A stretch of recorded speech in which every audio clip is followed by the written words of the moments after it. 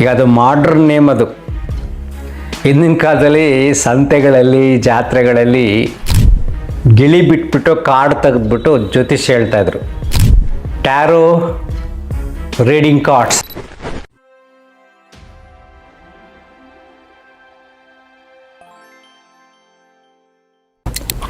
ನಮಸ್ಕಾರ ಸ್ನೇಹಿತರೆ. ತುಂಬ ಜನ ಪದೇ ಪದೇ ಕೇಳ್ತಾ ಇರ್ತಾರೆ, ಸ್ಪೆಷಲಿ ಹೆಣ್ಮಕ್ಳು, ಟ್ಯಾರೋ ರೀಡಿಂಗ್ ಕಾರ್ಡ್ಸ್ ಅಂತ ಬರ್ತವೆ. ಈಗ ಅದು ಮಾಡ್ರನ್ ನೇಮ್. ಅದು ಹಿಂದಿನ ಕಾಲದಲ್ಲಿ ಸಂತೆಗಳಲ್ಲಿ ಜಾತ್ರೆಗಳಲ್ಲಿ ಗಿಳಿ ಬಿಟ್ಬಿಟ್ಟು ಕಾರ್ಡ್ ತೆಗೆದ್ಬಿಟ್ಟು ಜ್ಯೋತಿಷ್ಯ ಹೇಳ್ತಾಯಿದ್ರು, ಭವಿಷ್ಯ ಹೇಳ್ತಾಯಿದ್ರು. ಒಂದು 50 ಕಾರ್ಡ್ ಇಟ್ಕೊಂಡಿರ್ತಾನೆ, ಕೆಲವೊಂದು 20-50 ಕಾರ್ಡ್ ಇಟ್ಕೊಂಡಿರ್ತಾನೆ. ಹಿಂದಿನ ಕಾಲದ ಹೇಗಿತ್ತಪ್ಪ ಅಂದರೆ ಒಂದೊಂದು ಕಾರ್ಡಲ್ಲೂ ದೇವ್ರುಗಳಿರ್ತಾಯಿದ್ರು. ಶಿವ ಪಾರ್ವತಿ, ಒಂದ್ಸರಿ ಬರೀ ಶಿವ, ಒಂದ್ಸರಿ ಬರೀ ಪಾರ್ವತಿ, ವಿಷ್ಣು, ಲಕ್ಷ್ಮಿ, ಸರಸ್ವತಿ, ಗಣಪತಿ, ಈ ಥರ ಎಲ್ಲ ಕಾರ್ಡ್ಗಳಿರುತ್ತೋ. ಆ ಗಿಣಿಗೆ ಏನು ಮಾಡ್ತಾನೆ, ಹೇಳ್ತಾನೆ, ಅದೇನೋ ಒಂದು ಕಾರ್ಡ್ ತಂದಾಕತ್ತೆ. ಅವ್ನು ಮುಂದ್ಗಡೆ ಕುಳಿತಿರೋನ್ನ ಅವ್ನ ಕ್ವಶನ್ ಕೇಳ್ತಾ ಅವ್ನು ಭವಿಷ್ಯ ಹೇಳ್ತಾನೆ. ಆ ಗಿಣಿ ಭವಿಷ್ಯ ಹಿಂದಿನ ಕಾಲದಲ್ಲಿ ಇತ್ತಲ್ಲ, ಅದು ಮಾಡ್ರನ್ ಆಗಿ ವೆಸ್ಟ್ರನ್ ಕಂಟ್ರಿಯಿಂದ ನಮ್ಗೆ ಇಂಡಿಯಾಗೆ ಬಂದ್ಬಿಡ್ತು. ಇಲ್ಲಿ ಈ ಕಾರ್ಡ್ನ, ಟ್ಯಾರೋ ಕಾರ್ಡ್ನ ಜಾಸ್ತಿ ಭವಿಷ್ಯ ಹೇಳೋರು ಹೆಣ್ಮಕ್ಳು, ಜಾಸ್ತಿ ಯಂಗ್ಸ್ಟರ್ಗಳು.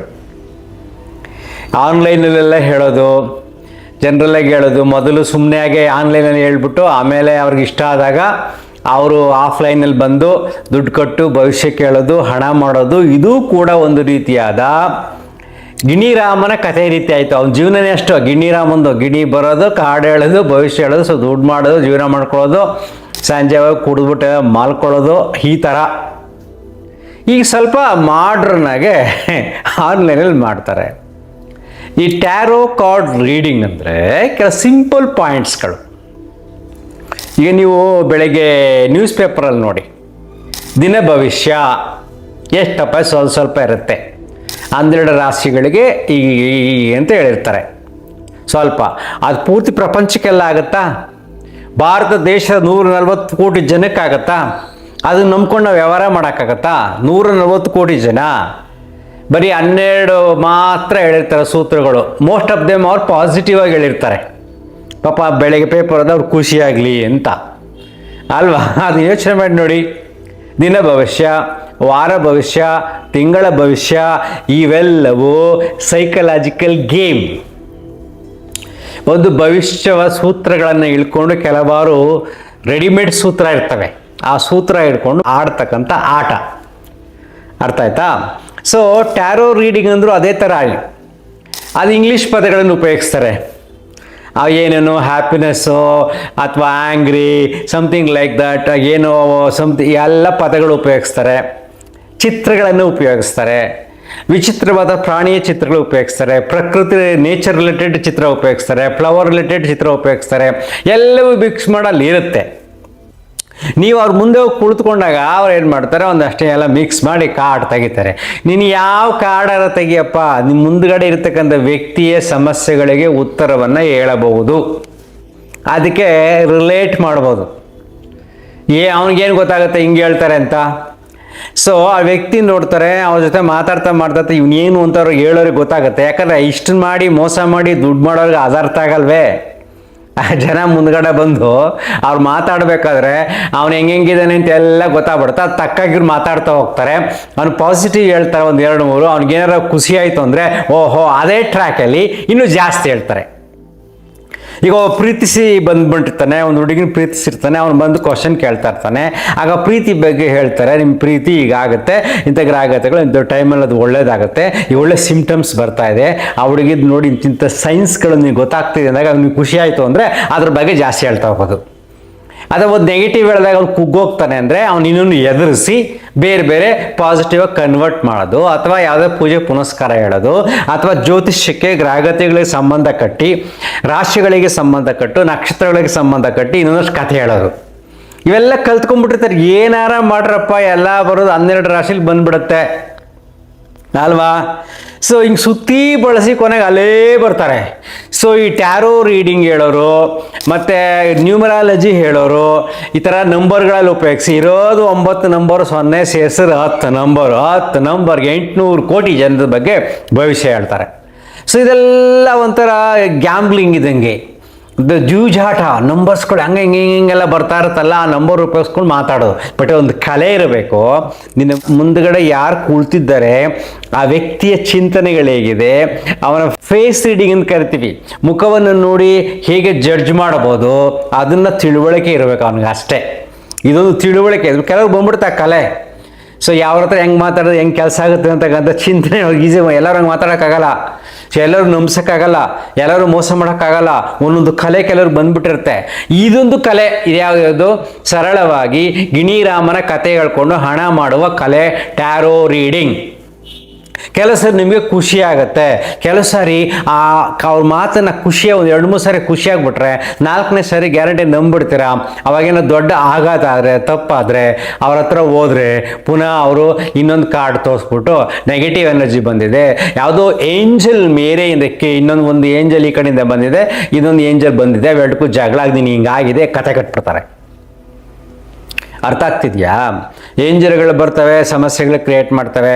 ಗ್ರಹಗತಿಗಳು ಹೆಚ್ಚು ಕಡಿಮೆ ಆಗಿದೆ, ಸಮಸ್ಯೆಗಳು ಕ್ರಿಯೇಟ್ ಮಾಡ್ತವೆ. ಅಥವಾ ನಿಂದೇನೋ ಪೂರ್ವ ಜನ್ಮ ಏನೂ ಗೊತ್ತಾಗಿಲ್ವಾ, ಸಿಂಪಲಾಗಿ ಹೇಳ್ಬಿಡ್ತಾರೆ, ನಿನಗೆ ಹೋದ ಜನ್ಮದಲ್ಲಿ ಕರ್ಮ ಜಾಸ್ತಿ ಆಗಿದೆ, ಅದಕ್ಕೆ ಸಮಸ್ಯೆ ಬಗೆಹರಿದಿಲ್ಲ.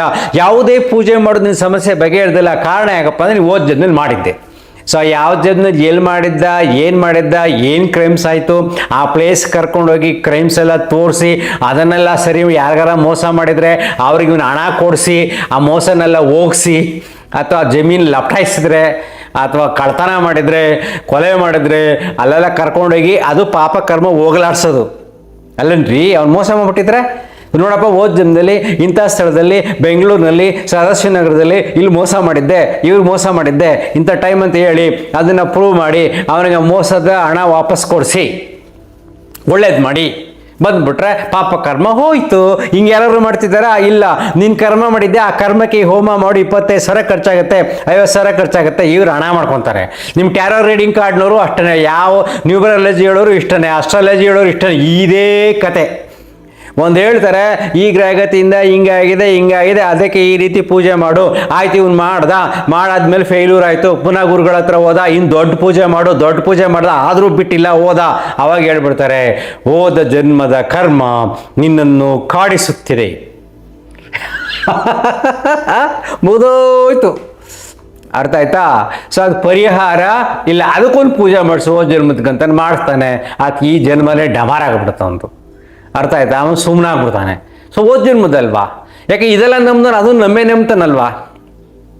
ಸೊ ಅದು ಹೋದ ಜನ್ಮದ ಕರ್ಮಕ್ಕೆ ಕಳೆದ ಜನ್ಮದಲ್ಲಿ ಏನೇನು ಪಾಪಗಳನ್ನು ಮಾಡಿದ್ನೋ ಆಯಾ ಸ್ಥಳಕ್ಕೆ ಕರ್ಕೊಂಡೋಗಿ ಅದಕ್ಕೆ ಪರಿಹಾರ ಮಾಡಿಕೊಟ್ಟಂಥ ಪುನರ್ಜನ್ಮ ಗುರುಗಳು ಯಾರೂ ಇಲ್ಲ. ಟಿವಿನಲ್ಲಿ ಕೂತ್ಕೊಂಡು ಬರೀ ಬಂಡಲ್ ಬಿಡ್ತಾ ಇದ್ದಾರೆ. ಹೋದ ಜನ ಎಷ್ಟು ಜನ ಪಾಪ ಪುಣ್ಯ ಮಾಡಿದ್ದಾರೆ ಲಿಸ್ಟ್ ಮಾಡಿ 1,000 ಜನ ನೋಡಿ ಇವರೆಲ್ಲ ಮಾಡಿದ್ದಾರೆ, ಇವನ್ನೆಲ್ಲ ಆಯಾ ಸ್ಥಳಕ್ಕೆ ಕರ್ಕೊಂಡೋಗಿ ಪರಿಹಾರ ಮಾಡ್ತಾ ಇದ್ದೀವಿ ಅಂದರೆ ಅವರು ಪರಿಹಾರ ಕೊಡಿಸೋದು, ನೀನು ಕೂತ್ಕೊಂಡು ಪೂಜೆ ಮಾಡಿಸೋದಲ್ಲ. ಮಾಡಿಸಿದ್ರೆ ಪುನರ್ಜನ್ಮದ ಬಗ್ಗೆ ತುಂಬ ಜನಕ್ಕೆ ನಂಬಿಕೆ ಬರ್ತಾಯಿತ್ತು. ಯಾವಾಗ ಈ ಪ್ರಪಂಚದಲ್ಲಿ ಪುನರ್ಜನ್ಮದ ಬಗ್ಗೆ ಎಲ್ಲರೂ ನಂಬಿಕೆ ಬರುತ್ತೋ, ಸತ್ಯದ ಅರಿವಾಗುತ್ತೋ, ಆಗ ಅನ್ಯಾಯ, ಅಕ್ರಮ, ಮೋಸ, ವಂಚನೆ ಕಡಿಮೆ ಆಗುತ್ತೆ. ಯಾಕೆಂದರೆ ಮುಂದಿನ ಜನ್ಮಕ್ಕೆ ಕಾಡುತ್ತಲ್ವ. ಈ ಜನ್ಮದಲ್ಲಿ ಪುನರ್ಜನ್ಮದ ಗುರುಗಳು ಕರ್ಕೊಂಡು ಹೋಗಿದ್ರಲ್ಲ ಇಲ್ಲಿ ಮೋಸ ಮಾಡಿದ್ದೆ ಅಂತ.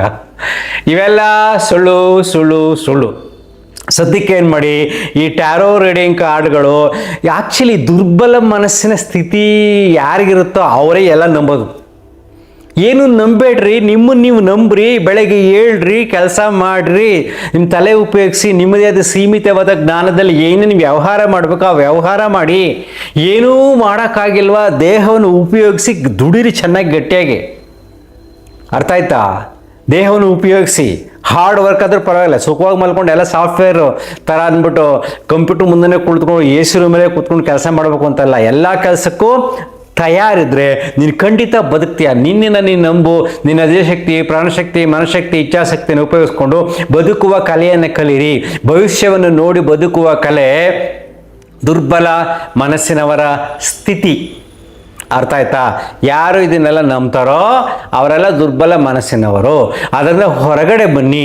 ಸದ್ಯಕ್ಕೆ ಕೆಲವ್ರಿಗೆ ಅಷ್ಟು ಸುಲಭವಾಗಿ ನಂಬಕ್ಕಾಗಲ್ಲ. ನಿಮಗೆ ನೀವು ನಂಬಬೇಕು ಅಂದರೆ ಈ ಮನಸ್ಸು ಖಾಲಿ ಆಗಬೇಕು, ಮನಸ್ಸು ಸ್ಟ್ರಾಂಗ್ ಆಗಬೇಕು. ದ ಬೆಸ್ಟ್ ಸೊಲ್ಯೂಷನ್ ಖರ್ಚಿಲ್ಲದೆ ಆಗತಕ್ಕಂಥದ್ದು dhamma.org ಅಂತ ಇಂಟರ್ನೆಟಲ್ಲಿ ಓದ್ತಿ. ವಿಪಸ್ಸನ ಮೆಡಿಟೇಷನ್ ಸೆಂಟರ್ಸು ಎಲ್ಲೆಲ್ಲಿ ಇರುತ್ತೆ ಅಂತ ನಿಮ್ಗೆ ಗೊತ್ತಾಗುತ್ತೆ. ಎಲ್ಲ ಕಡೆ ಕರ್ನಾಟಕದಲ್ಲಿ ನಡೀತಾ ಇರುತ್ತೆ. ಅಲ್ಲಿ ಹೋಗಿ ಉಚಿತವಾಗಿ 10 ದಿನ ಧ್ಯಾನವನ್ನು ಹೇಳ್ಕೊಡ್ತಾರೆ.